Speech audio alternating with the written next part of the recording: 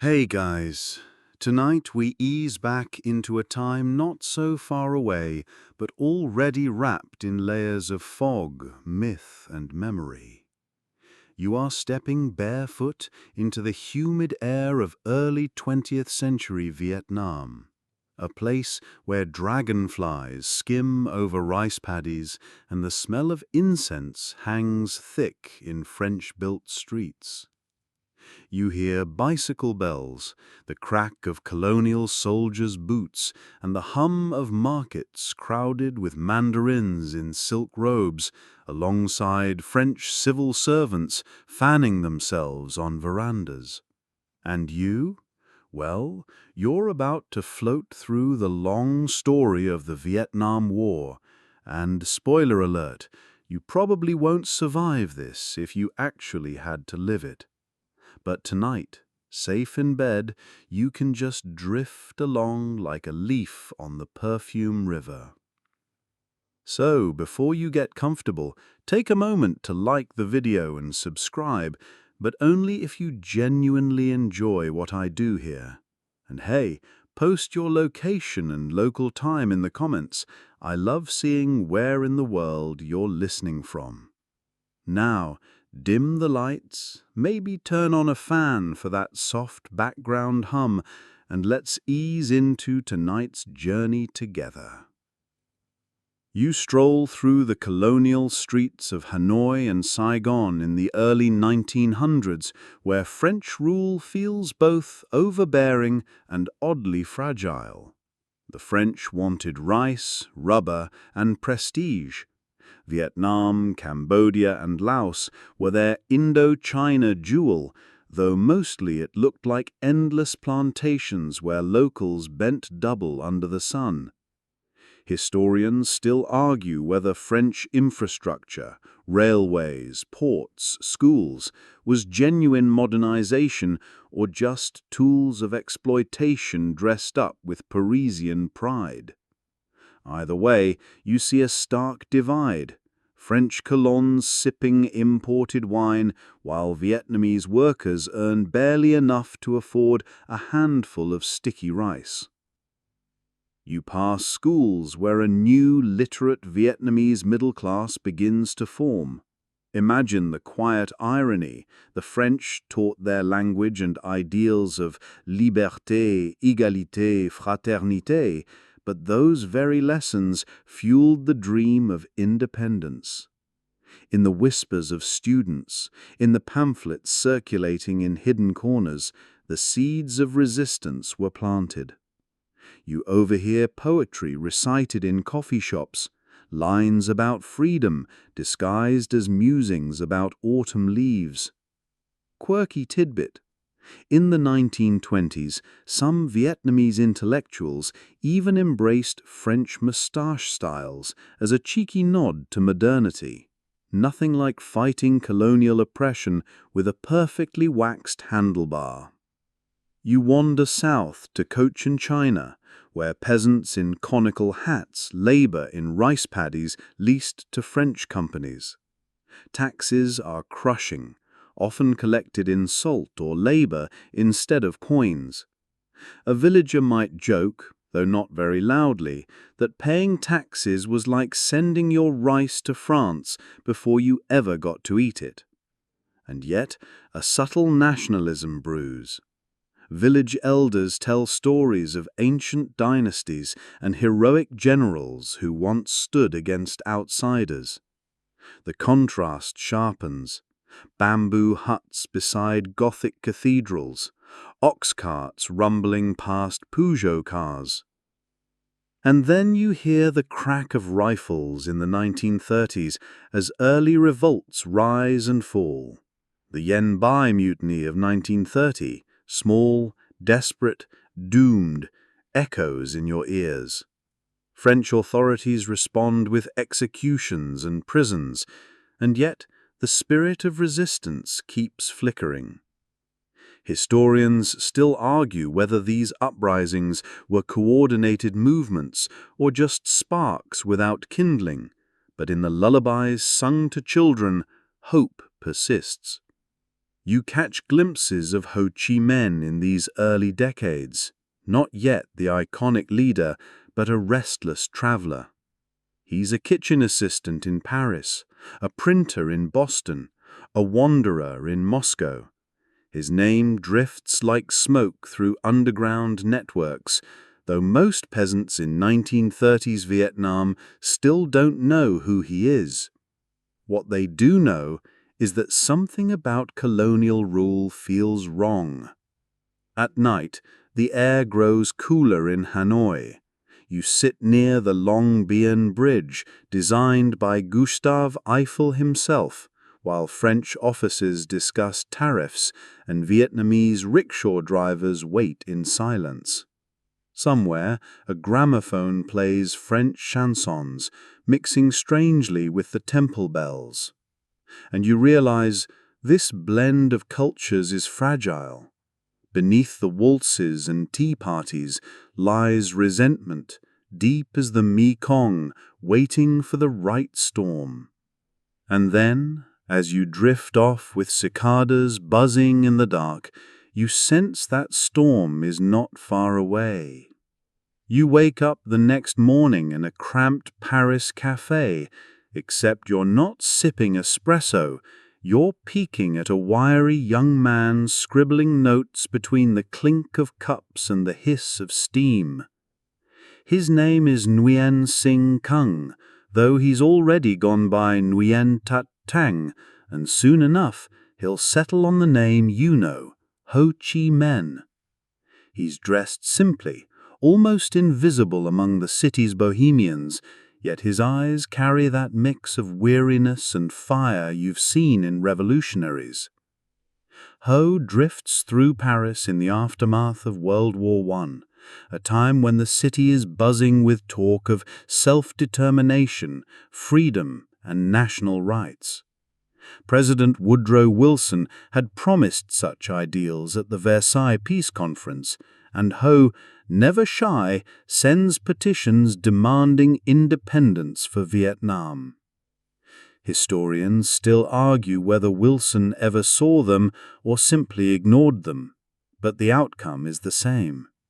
No one at Versailles took the young Vietnamese seriously. Quirky detail: Ho supposedly worked as a pastry chef assistant at the Carlton Hotel in London before Paris, so the man who would one day lead guerrilla armies may have once glazed eclairs. You follow him into the smoky meetings of French communists and socialists. He listens carefully, translating Karl Marx into terms that peasants in rice paddies might grasp: class struggle, liberation, dignity. Soon he becomes a founding member of the French Communist Party, not because he loved dialectics, but because they seemed like the only people listening to colonial voices. You trail behind him as he slips pamphlets under doors, the kind of leaflets that could earn him jail time if caught.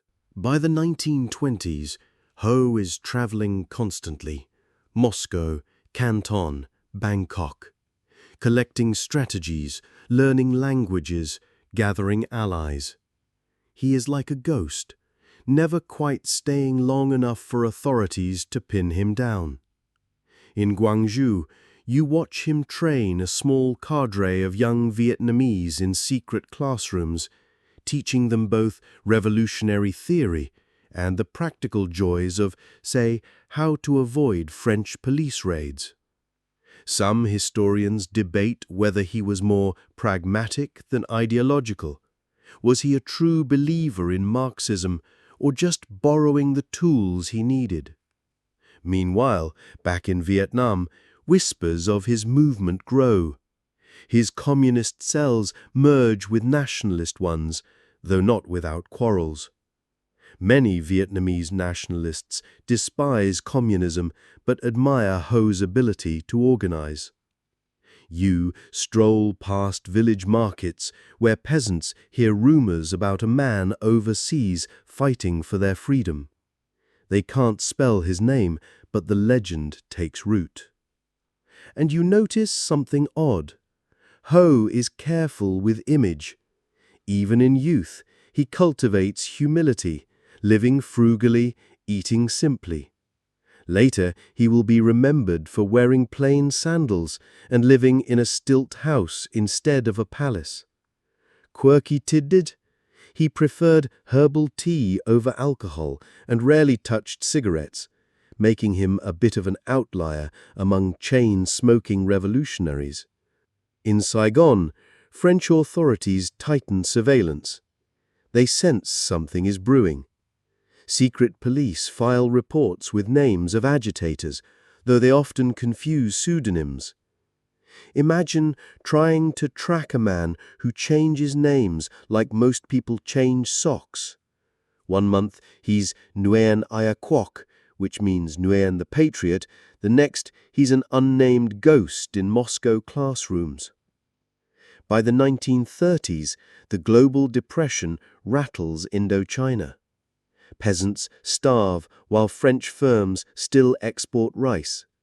Strikes erupt, some crushed with brutal efficiency. Ho, still abroad, sends encouragement through coded letters. You lean over his shoulder as he carefully drafts instructions urging patience and discipline. His focus is always on unity, peasants and workers together. Historians still argue whether this unity was ever real or just revolutionary theater, but the dream was powerful enough to survive. During World War II, Ho will step into the spotlight, but in these earlier decades, he's still a wanderer, a teacher, a collector of strategies. You imagine him boarding ships under false names, carrying nothing but a satchel of papers, and perhaps tucked away a worn notebook filled with Vietnamese proverbs. He knows the long road to independence has begun, but no one yet can see how costly it will be. And so, in the quiet of his Paris apartment, as trams rumble outside and cafe laughter seeps through thin walls, Ho Chi Minh dreams of a free Vietnam. You, hovering nearby, can almost hear the rustle of bamboo forests half a world away, waiting for the man who one day will return. You open your eyes to a world under dim lantern light, but this time the sounds around you aren't French chansons, they're Japanese marching boots. It's the early 1940s, and Vietnam, still technically French Indochina, is suddenly caught in the giant jaws of World War II. You step into a Hanoi street where French officials and Japanese soldiers awkwardly share the same space. The French pretend to remain in control, but everyone knows who really holds the rifles.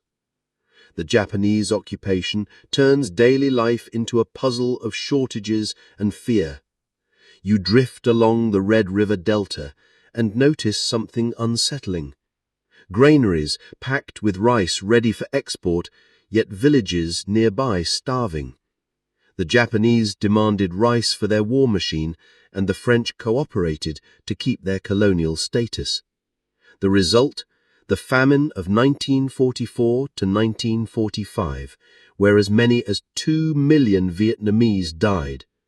Historians still argue whether it was deliberate policy, natural disaster, or sheer incompetence, but the memory of swollen bellies and hollow eyes would feed resentment for decades.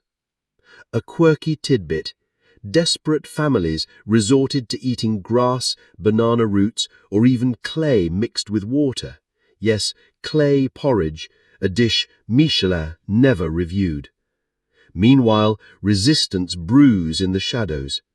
You stumble into a jungle clearing at midnight, where a small ragtag band meets by firelight. Here, Ho Chi Minh finally returns to Vietnam after years abroad. He forms the Viet Minh, short for League for the Independence of Vietnam. Their uniforms? Whatever scraps they could find. Their weapons? sometimes French rifles stolen from garrisons, sometimes bamboo spears tipped with metal. Their power? Belief that independence could be snatched while colonial overlords were distracted. Ho is patient, moving like smoke through mountain villages, speaking softly and eating the same thin rice gruel as the peasants. His charisma is gentle, not bombastic. You sit beside him in a hut as he explains to farmers why independence matters, why their hunger isn't just fate, but politics. Historians still argue whether his movement was truly nationalist first or always communist at its core, but for those peasants listening, the label didn't matter. What mattered was that someone finally acknowledged their suffering. And then comes 1945, the year that cracks the world open. Japan collapses after its defeat in the Pacific, leaving a power vacuum across Indochina. You walk through the streets of Hanoi as French authority evaporates almost overnight. Into this vacuum, the Viet Minh step boldly. Ho Chi Minh seizes the moment, declaring the birth of the Democratic Republic of Vietnam on September 2, 1945, standing in Ba Ding Square. You hover above the crowd, hundreds of thousands gathered, many barefoot, some holding paper flags with yellow stars. Ho's thin voice, amplified by scratchy speakers, declares independence, borrowing phrases directly from the American Declaration. All men are created equal. Quirky fact, he actually cited both Jefferson and the French Revolution in his speech, a clever wink to global ideals. Yet not everyone is celebrating. In the south, British troops land, rearming the French to reclaim their colony. In the north, Chinese nationalist forces step in, supposedly to disarm the Japanese, but really to complicate Vietnam's fragile independence. You feel the tension tightening like a drum, one side dreaming of freedom, the other clutching at empire, and foreign powers treating the land as a bargaining chip. At night, Hanoi buzzes with rumors. Some whisper that America might support Vietnam's independence, given Ho's borrowed Jefferson lines. Others fear the French will never let go. Historians still argue whether this was the moment the United States could have forged a different path with Vietnam before Cold War paranoia hardened everything. Instead, what you sense in the warm night air is uncertainty. Will this new republic last a year, a month, or a single day? You drift toward a dimly lit printing press, where young men ink posters celebrating independence. The smell of fresh ink, the clatter of type. Hope is tangible, almost intoxicating. And yet, in the distance, you already hear the faint thud of artillery being unloaded from French ships. Independence has been declared, but it will not be gifted. It will have to be fought for, trench by trench, decade by decade. And as the lanterns flicker in Ba Ding Square, you realize you are standing at the fragile beginning of a storm that will stretch across 3 wars and 3 generations. The air thickens with gunpowder, and suddenly you are slogging through muddy trenches in northern Vietnam. The year is 1946, and the honeymoon of independence is already over.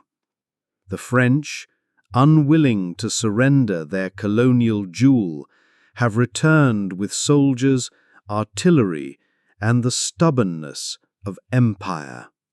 You watch as tricolor flags are hoisted once again over forts, and the Viet Minh retreat into the countryside. Thus begins the First Indochina War, a struggle that will stretch nearly a decade and turn villages into battlegrounds. You find yourself in a dugout near the jungle edge, listening to the distant boom of artillery. Young Viet Minh fighters squat barefoot, rifles clutched tightly, whispering about the French patrols. Their uniforms don't match. Some wear shorts, some tattered peasant clothes. But their determination hums louder than the cicadas. Historians still argue whether their strength came more from ideology or sheer necessity. But either way, the French soon realized they weren't just chasing rebels. They were facing an organized people's army. The French, for their part, rely on well-equipped forces, including the Foreign Legion, a motley crew of exiles, veterans, and men with questionable pasts. A quirky tidbit: some legionnaires in Vietnam were former German soldiers from World War II, now sweating under a new flag in the tropics. Imagine trying to explain that resume. Fought for Hitler, now planting French forts in Tonkin. You wander through a village caught in the middle. Women boil rice at dawn, only to see it confiscated by one side or the other. Children peer nervously at soldiers marching past their bamboo fences. Farmers plow fields by day and dig tunnels by night. Guerrilla warfare makes the land itself a weapon. Trails vanish into forests, supplies disappear into caves, and ambushes spring from shadows. You duck as a volley erupts from tree lines, the French convoy scrambling, dust rising in chaos. By 1949, the conflict escalates. China has gone communist, and suddenly the Viet Minh gain a massive ally on their northern border. Rifles, mortars, and training flow in. You can almost hear the rustle of crates being carried over mountain passes. Historians still argue whether Chinese aid transformed the Viet Minh into a true army or merely sped up what they were already becoming. Either way, French commanders now mutter over maps with growing unease. The French try to counter with fortified outposts, building strong points in valleys and on hills, but you feel the strategy is brittle, like a porcelain cup in a storm. One after another, isolated forts fall. The jungle is too thick, the supply lines too long, the guerrillas too elusive. You follow a French patrol hacking through vines, sweat-soaking uniforms, only to find their radio sputtering uselessly in the rain. And then comes the gamble of all gambles, Dien Bien Phu, 1954. You step into a remote valley in northwestern Vietnam, where the French decide to make their stand. They build a massive fortress, confident that the Viet Minh cannot possibly drag artillery through mountains and jungles. Quirky fact: some French officers nicknamed the place the Rice Paddy Airstrip, joking it would be a trap for the Viet Minh instead. The joke didn't age well. You watch in disbelief as thousands of Vietnamese laborers, men and women alike, haul heavy cannons up impossible slopes with ropes, logs, and sheer grit. Night after night, they dig trenches closer and closer to the French positions. By March 1954, the valley is a cauldron. Shells rain down, bunkers collapse, and the French discover they are the ones trapped. Weeks drag on. You sit beside exhausted French soldiers, boots rotting in the mud, supplies dwindling. You move to the Viet Minh trenches, where fighters eat handfuls of rice and cling to patience.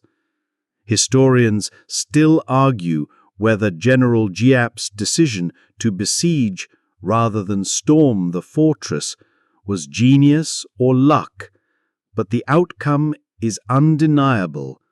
After 57 days, the French surrender. And as silence falls over Dien Bien Phu, you realize you're watching more than a battle. You're watching the twilight of French colonial power in Asia. The muddy valley, littered with broken helmets and rusting guns, becomes the funeral ground for an empire. And yet, as victory songs echo in the hills, you also sense unease. This war is over, but another is already whispering at the edges, waiting to begin. The guns fall silent in Dien Bien Phu Valley, but the echoes roll all the way to Europe. You drift into a grand hall in Geneva, Switzerland, 1954. The air smells of cigars and polished wood, and the room hums with translators shuffling papers, diplomats whispering, and maps spread across long tables.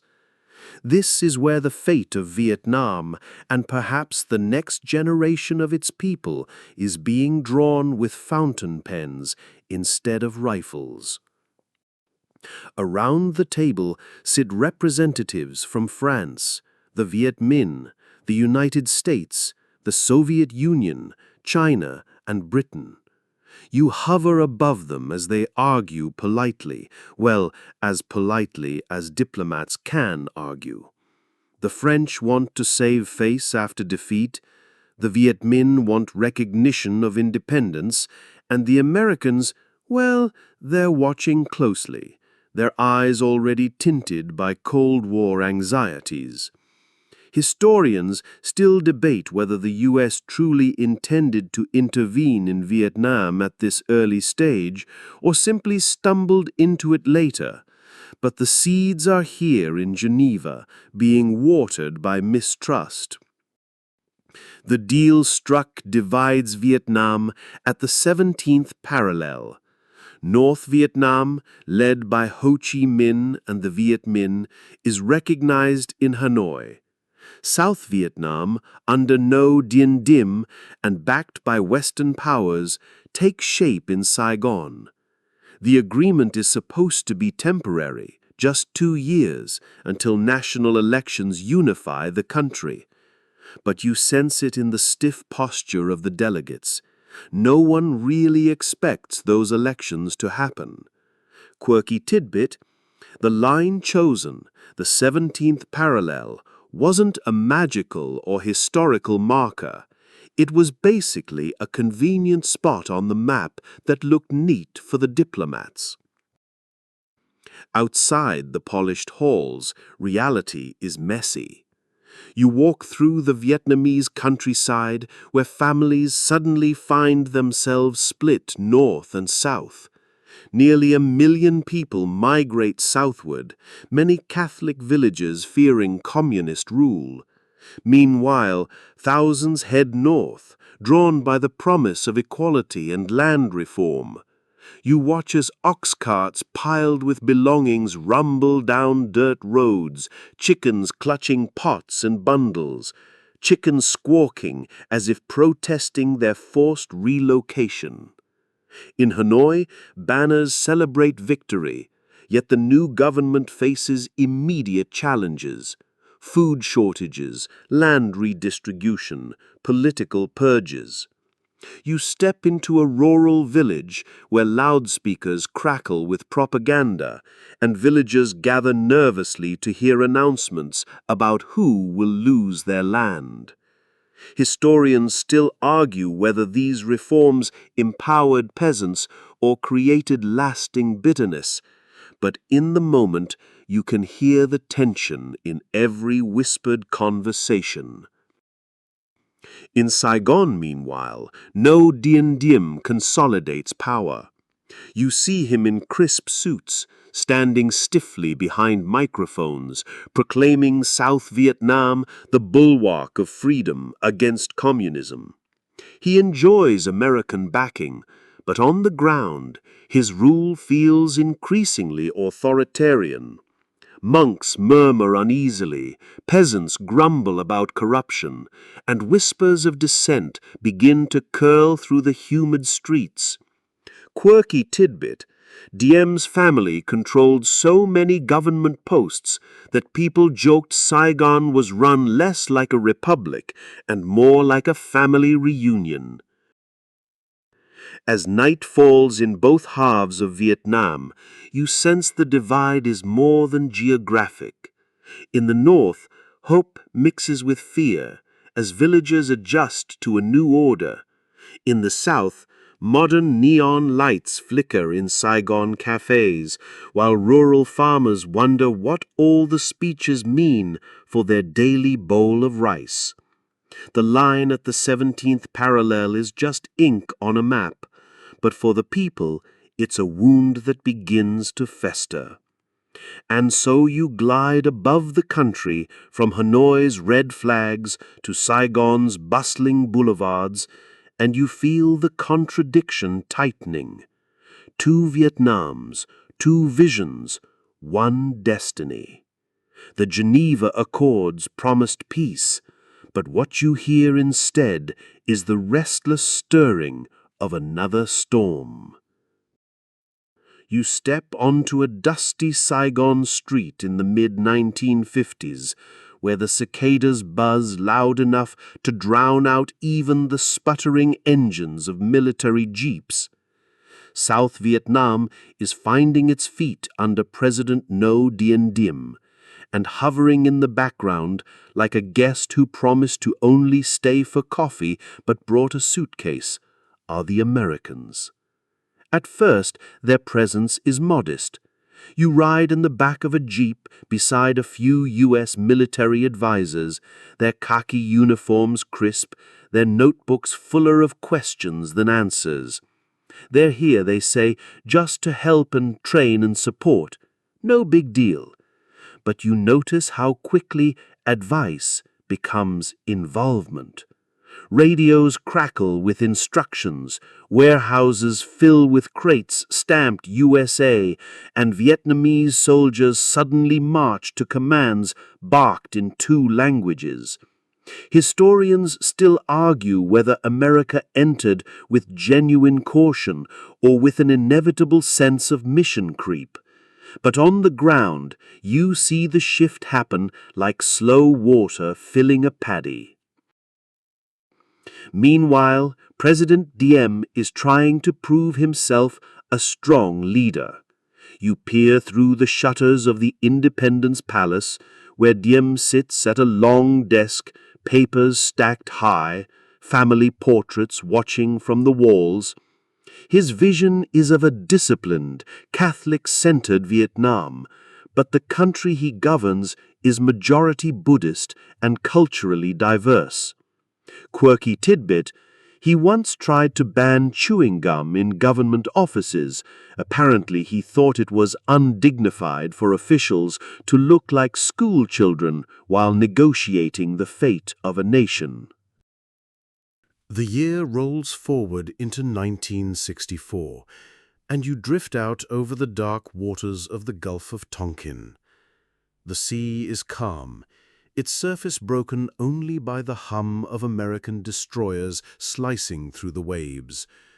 Below deck, sailors sip weak coffee, bored and restless, while above them, radar operators squint at glowing screens. It feels like just another night patrol, until suddenly reports of torpedo boats appear. Shots are fired. Or maybe they aren't. Even as you hover over the deck, the truth feels slippery, like fish wriggling from your hands. The incident, as it will be called, sparks more than confusion. It ignites escalation. U.S. officials announced that North Vietnamese patrol boats attacked the USS Maddox, and then again just days later. Historians still argue whether the second attack happened at all. Some say it was storm clouds mistaken for vessels. Others insist it was invented as a pretext. But in Washington, the details matter less than the narrative. The drums of war grow louder, and President Lyndon Johnson seizes the moment. You glide into the U.S. Capitol, where the Gulf of Tonkin resolution is rushed through. Senators nod gravely, granting Johnson broad powers to take all necessary measures. Few pause to ask whether the reports are solid. Fewer still vote against it. Overnight, the war that was supposed to be South Vietnam's problem becomes America's commitment. Quirky tidbit: one senator later admitted he hadn't even read the full resolution before approving it. A very human, very sleepy mistake that would cost tens of thousands of lives. Back in Saigon, you ride in a jeep as American uniforms multiply on the streets. Advisors are no longer just advisors, they're soldiers, engineers, pilots. Air bases expand, helicopters swarm like mechanical dragonflies, and PX stores sell Coca-Cola and Lucky Strikes. The city feels half American, half Vietnamese, like a mismatched duet that can't quite find harmony. Meanwhile, in the north, Hanoi stiffens its resolve. You wander into a meeting hall where Ho Chi Minh, frail but determined, listens as General Giop outlines strategy. Their gamble is clear: bleed the Americans slowly, avoid decisive defeat, and let politics in Washington collapse under the weight of casualties. Historians still argue whether Hanoi ever believed it could outfight America militarily, but they certainly believed time was their ally. You slip into a village near the demilitarized zone, where peasants dig trenches as children chase water buffalo in the mud. By day, the village looks ordinary. By night, it becomes a highway for fighters moving south along what the Americans will call the Ho Chi Minh Trail. Jungle paths, camouflage depots, bamboo pipelines, an entire logistical miracle built under the canopy. Quirky fact: some stretches of the trail used bicycle convoys, with bikes so overloaded with supplies they were pushed rather than pedaled. Back in Washington, Johnson assures the public the U.S. seeks no wider war. But you can already hear the thunder of boots on the tarmac, the roar of bombers warming their engines. America is now fully entangled, drawn in by a murky night on Tonkin waters that may or may not have happened as reported. As you drift back out over the black waves, the stars reflecting off the sea, you realize how fragile history can be. A single radar blip, a misunderstood order, a storm cloud mistaken for a ship, and suddenly 500,000 troops will cross an ocean. You feel the swell of inevitability rising like a tide. The Gulf of Tonkin didn't just ripple, it pulled a superpower into the depths. The humid air above Vietnam vibrates with a new sound, jets screaming across the sky. It is 1965, and you float above the jungle canopy as Operation Rolling Thunder begins. The American response to the Gulf of Tonkin incident has grown wings, and those wings now carry thousands of bombs. The strategy? Pound North Vietnam from the air until it bends. The reality?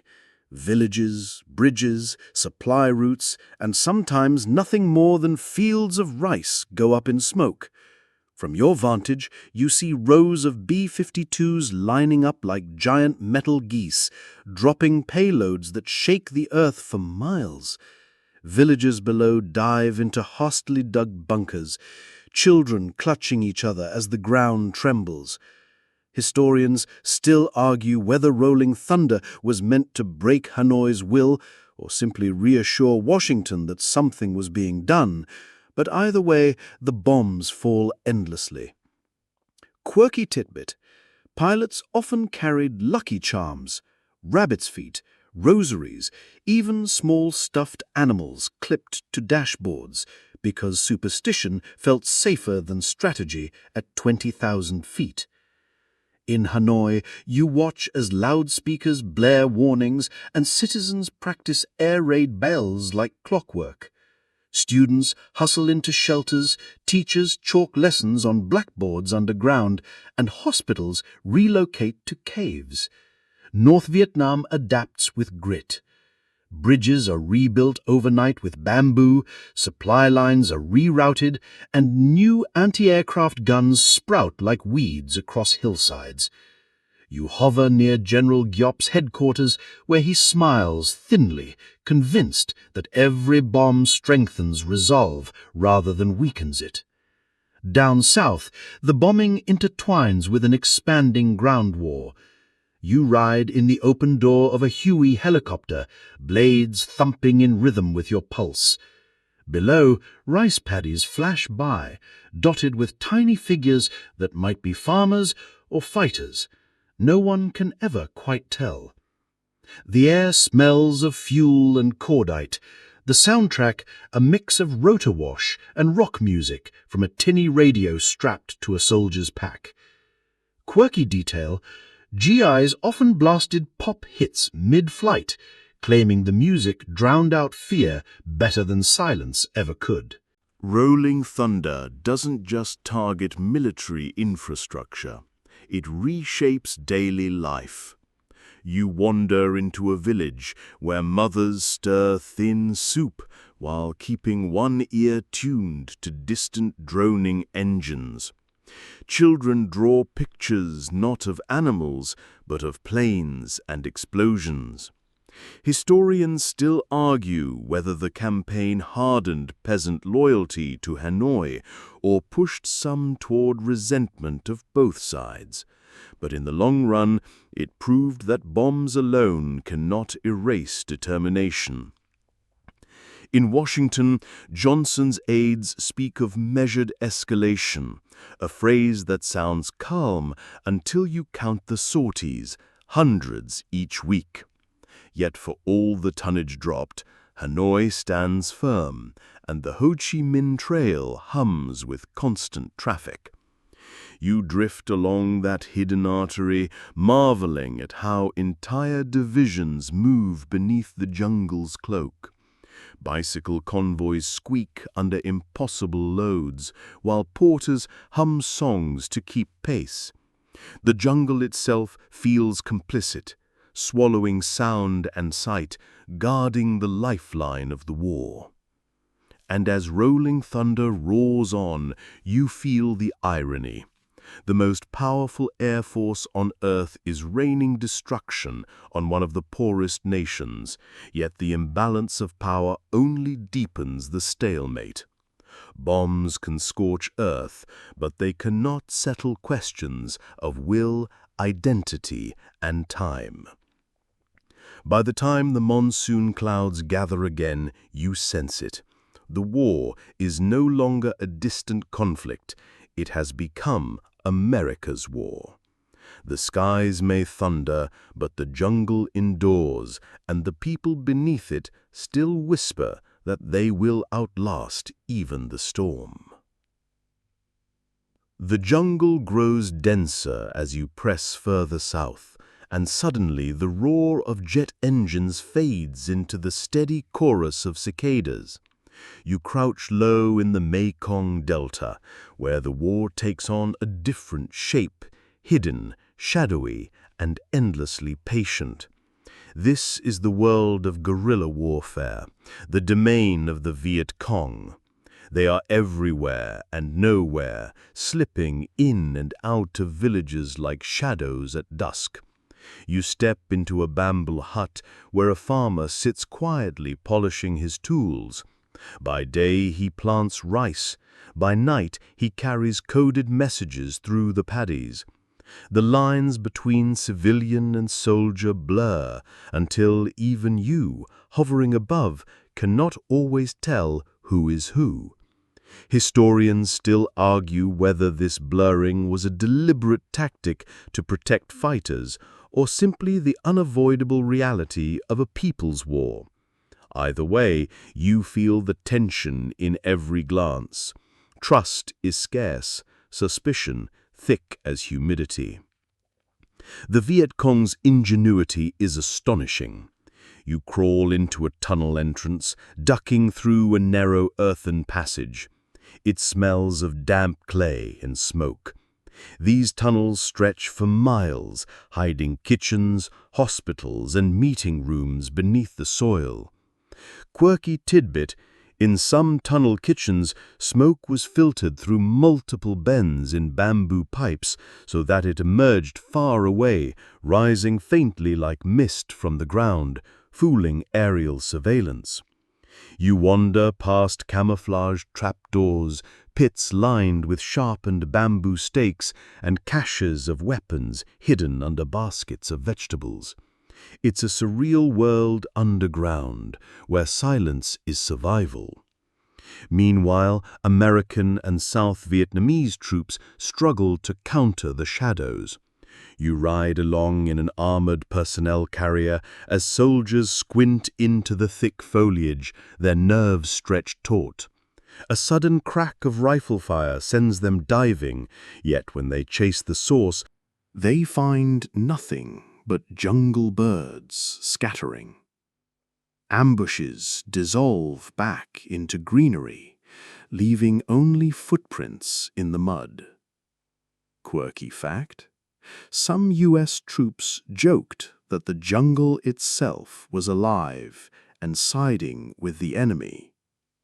Mosquitoes, leeches, and monsoon rains punishing them as much as bullets.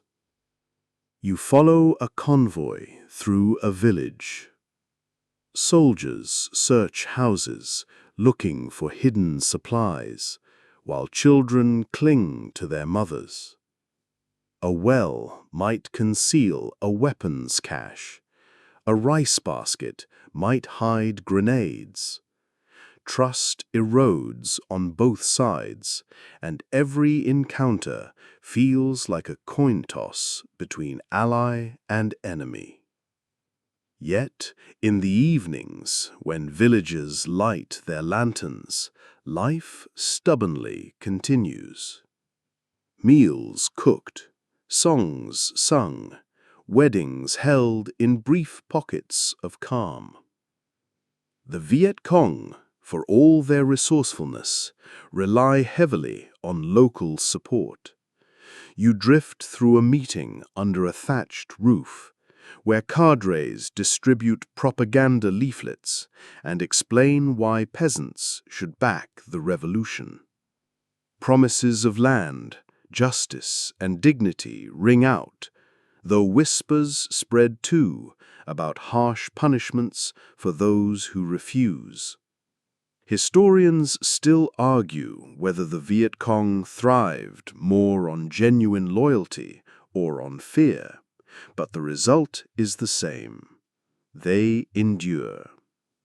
At night, the jungle glows faintly with fireflies, and you can almost mistake them for tracer-rounds in the distance. American patrols push deeper, helicopters flare overhead, but the shadows remain elusive. The war here is not about front lines. It's about patience, exhaustion, and who can outlast the other in the suffocating heat. And so, as you climb out of the tunnels and wipe the damp clay from your hands, you realize that this shadow war is the true face of Vietnam. Not massive tank battles, not endless parades of bombers, but quiet figures moving silently in the dark, blending into their land as naturally as the roots of the banyan tree. You awake in the chill of early morning, the air damp with fog rolling over Saigon's rooftops. It is January 1968, and the city feels restless, though no one quite knows why. The holiday of Tet, the Lunar New Year, is supposed to bring a truce. Markets bustle with peach blossoms and red envelopes. Families scrub their homes clean to welcome luck. Yet, beneath the fireworks and paper lanterns, the Viet Cong and North Vietnamese army prepare something far louder than celebration. Then, just before dawn, the stillness shatters. Explosions echo across dozens of towns and cities at once. You race through Saigon's streets as attackers scale its walls. In Hue, the imperial city, ancient walls tremble as mortars strike, and in the Mekong Delta, villages erupt into sudden firefights. This is the Tet Offensive, a coordinated strike across more than 100 locations, designed to prove that the war is far from under control. You stand beside stunned American soldiers, rubbing sleep from their eyes, rushing to defend positions they never thought would be threatened. For months, U.S. officials had assured the public that victory was near. Yet here the enemy is, inside cities, attacking fortresses once thought secure. Historians still argue whether the Tet Offensive was a military defeat for the North, since they lost tens of thousands of fighters, or a strategic victory that shattered American confidence. You can feel both truths swirling in the smoke. You drift through Hue, where the fighting is fiercest. Streets once lined with mandarins' palaces and French villas now resemble a medieval siege. Families huddle in basements. Monks clutch prayer beads as shells collapse pagodas, and soldiers fight room by room, door by door. Quirky tidbit? Some Hue residents later recalled that amid the chaos, they still tried to honor Tet traditions, burning incense, offering rice cakes, while bullets whizzed outside their doors. The human need for ritual survives even war. Back in Saigon, television cameras roll. For the first time, American audiences watch a war unfold in real time. Embassy walls pocked with bullet holes, Marines dragging bodies, reporters ducking gunfire mid-broadcast. You hover in a living room thousands of miles away, where an American family stares in disbelief at their television. The war no longer feels like a distant jungle. It's invading their nightly news. The U.S. military eventually beats back the offensive, killing or capturing vast numbers of attackers. Yet the psychological blow is enormous. You overhear conversations in Washington. If the enemy can hit us anywhere, anytime, what does victory even mean? Public opinion tilts, trust erodes, and protests back home grow louder. Historians still argue whether Tet marked the point of no return for American involvement, but you can sense the tide turning. In the aftermath, Saigon slowly resumes daily rhythms. Market stalls reopen, buses rumble along boulevards, and children laugh in alleys as if trying to sweep away the memory of gunfire. But the scars linger, burned-out buildings, fresh graves, and an unshakable awareness that the war is far from over. As you drift above the city at dusk, lanterns flicker once more, but they no longer feel like symbols of peace. Instead, they resemble fragile lights in a storm, reminders that hope flickers even in the darkest nights. The Tet Offensive has ended, but the echo of its message will reverberate long after the last firework fades.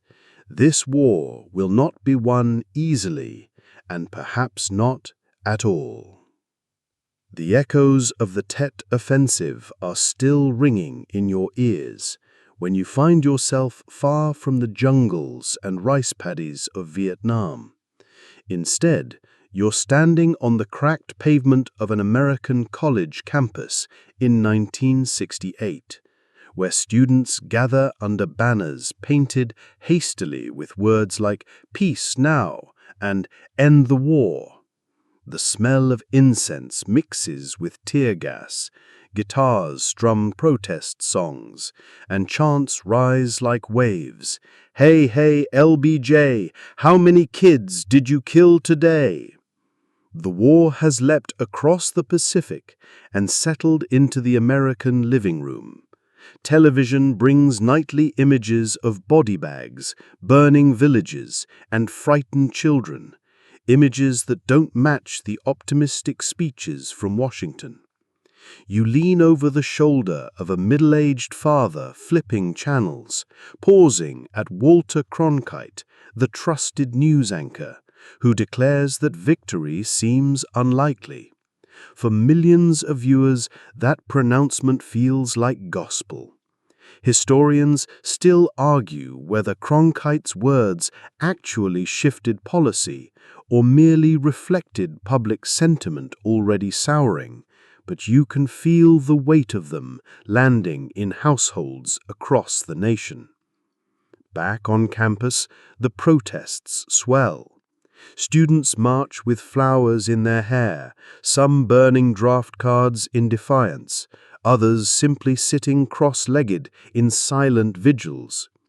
Quirky tidbit? At one rally, a group of students released hundreds of live chickens with "Peace" painted on their feathers. Chaos and clucking, symbolizing resistance more effectively than any speech. You follow the birds as they scatter through a crowd, their wings flapping against the backdrop of slogans. You float once more to the streets of Washington, D.C., where demonstrators encircle the Pentagon, placing flowers into the barrels of soldiers' rifles.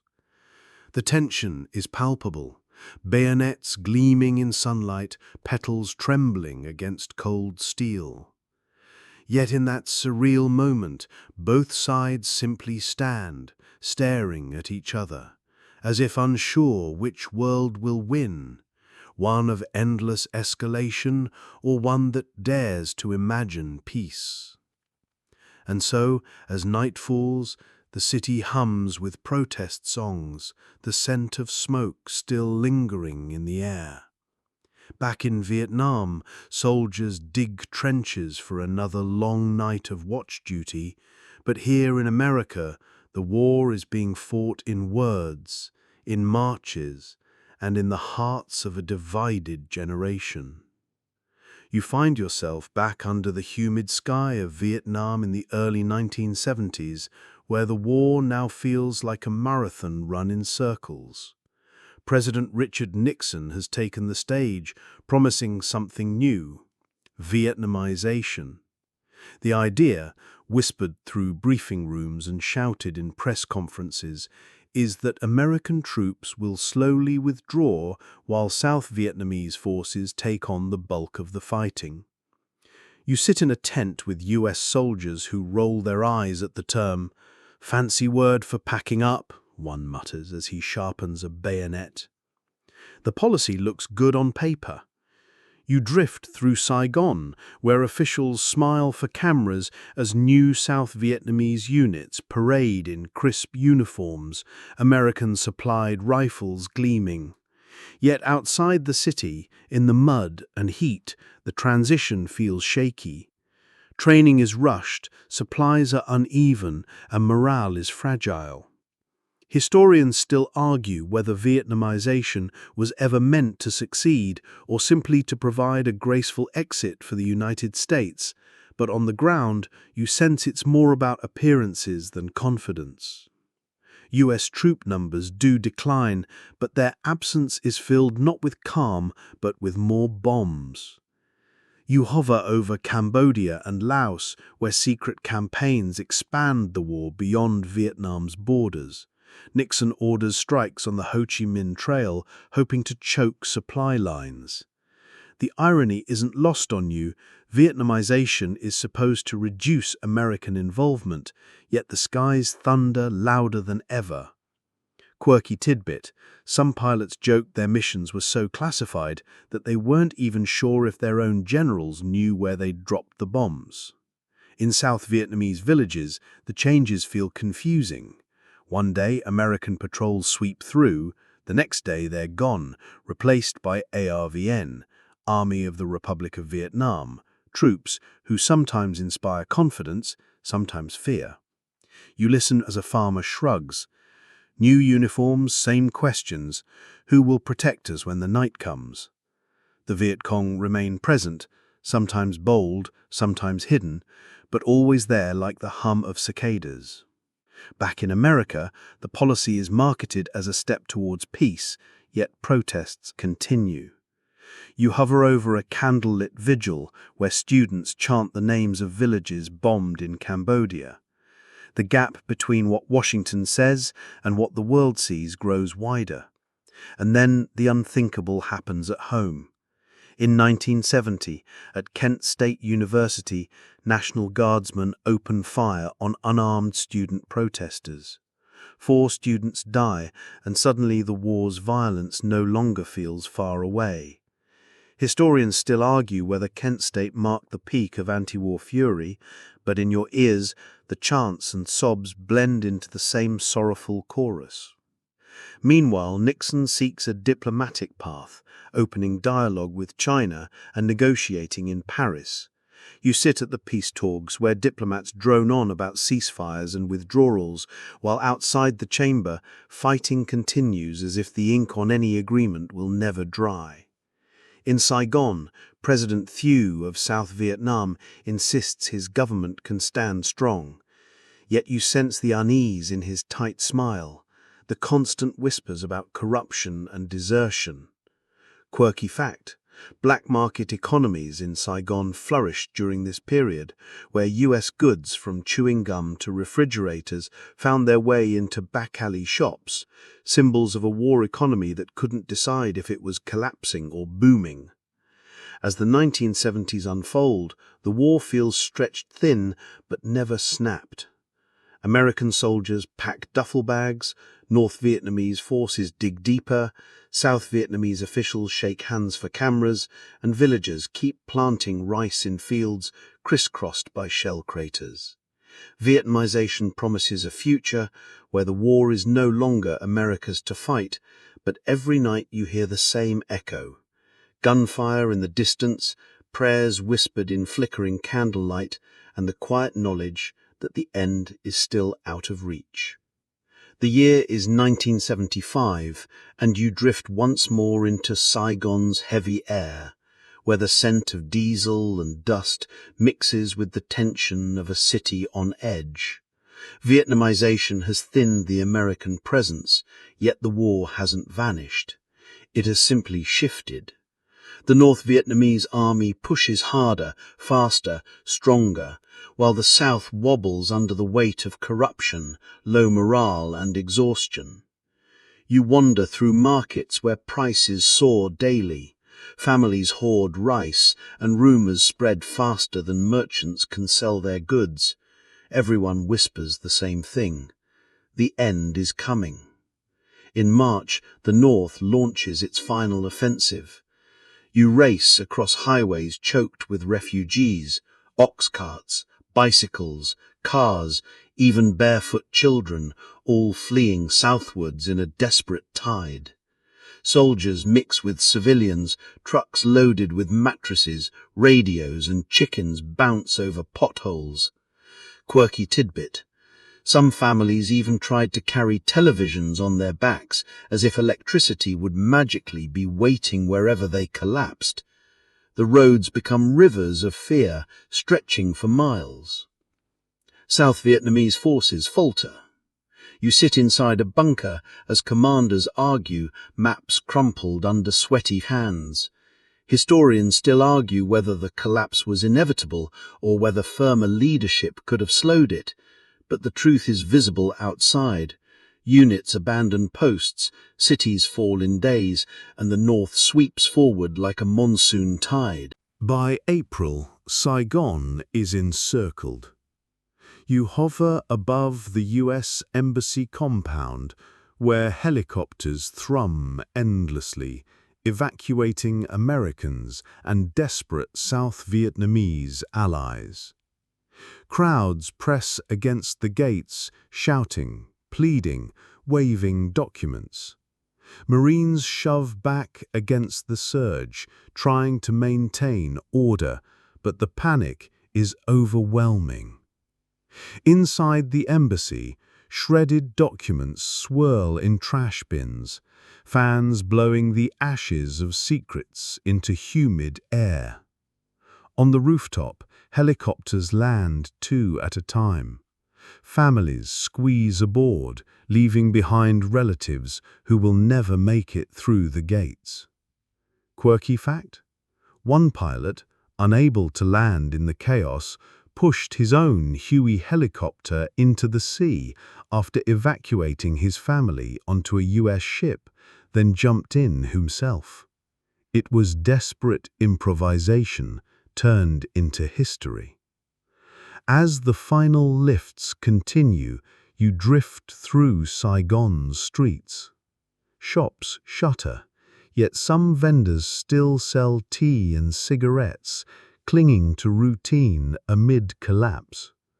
Tanks roll closer, their tracks rattling through boulevards once crowded with bicycles and buses.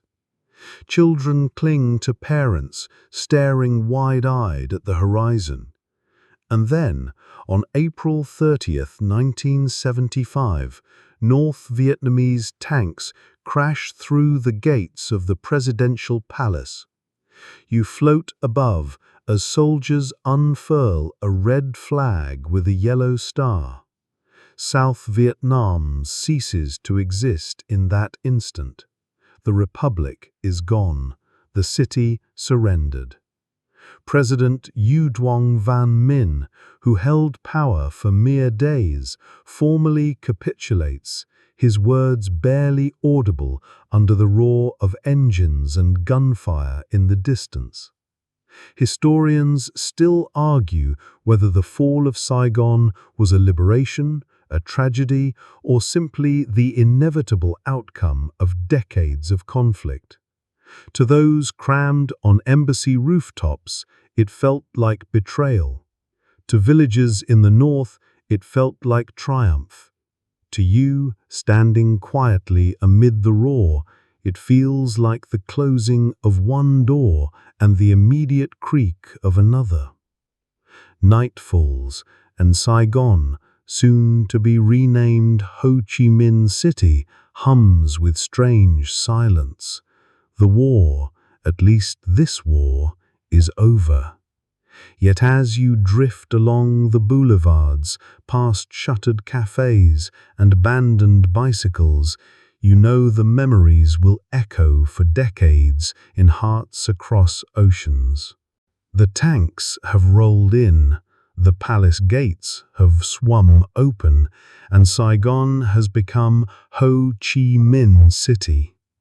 Yet as you wander through the humid streets after April 30th, 1975, the war doesn't just vanish, it lingers in the dust, in the whispers, in the quiet exhaustion of a nation stitched together but still aching. Families reunite in cautious relief, some waving red flags, others staring in silence, unsure of what tomorrow will bring. You slip into a small house where a mother prepares rice, setting aside a portion in case soldiers arrive. Her eldest son wears a northern uniform, her youngest still trembles at the memory of helicopters. The same family, two different fates. Historians still argue whether reunification healed or reopened wounds, but to those seated on bamboo mats, it feels like both. In the countryside, land reform rolls out again. Collectivization, redistribution, the endless attempt to balance ideals with reality. Some peasants cheer as fields are shared more equally, while others grumble about quotas, ration cards, and officials who seem more interested in paperwork than rice. Quirky tidbit? Loudspeakers mounted on poles became the new soundtrack of daily life, broadcasting news, music, and government announcements from dawn until dusk. Imagine trying to nap while a crackly voice reads grain production targets over your hammock. Beyond Vietnam's borders, the war ripples outward. You stand in a crowded boat on the South China Sea, one of the boat people crammed into wooden vessels too small for the number aboard. Mothers clutch babies, fathers scan horizons, everyone praying for landfall. Waves slap the hull, and the smell of salt and fear fills your lungs. Some boats make it to Malaysia, the Philippines, or the US. Others vanish beneath storms. Historians still argue about numbers, but what you see clearly is human desperation turned into migration. Meanwhile, in America, the war's aftermath festers. Veterans return home to mixed receptions, some welcomed, many ignored, a few spat upon. You stand beside a young man in an airport, his uniform wrinkled, his eyes hollow. No parades greet him, only awkward silence. Quirky fact: some veterans later confessed they took off uniforms before stepping off planes, preferring anonymity to the sting of protest signs. In Hanoi, Ho Chi Minh himself has already passed away in 1969, never seeing the final victory. Yet his image is everywhere, painted on banners, printed on currency, invoked in speeches. Children recite his name in schools as though he still lingers in the air like incense smoke. Decades later, the debate endures. Was the war about independence, ideology, or simply survival? Was it a civil war, a Cold War proxy, or both? You walk through museums filled with rusted tanks and propaganda posters where guides speak firmly of victory. Yet, outside, elders sip tea and quietly admit that nothing was simple. Historians still argue whether any of it was inevitable, but in the quiet eyes of those who lived it, inevitability matters less than memory. And then comes you, the listener, lying in bed, letting this story drift through your mind. You've trudged through jungles, crouched in tunnels, hovered over peace talks, and sailed with refugees. You've seen grand strategies collapse under monsoon rains, and you've heard monks' chants mingle with the thunder of bombs. So now the pace slows, the war quiets, the jungle, once alive with gunfire, returns to the steady hum of cicadas. Rivers that carried troops now carry fishermen casting nets. Villages rebuild, children laugh, markets bustle once more. The scars remain, yes, but time softens their edges.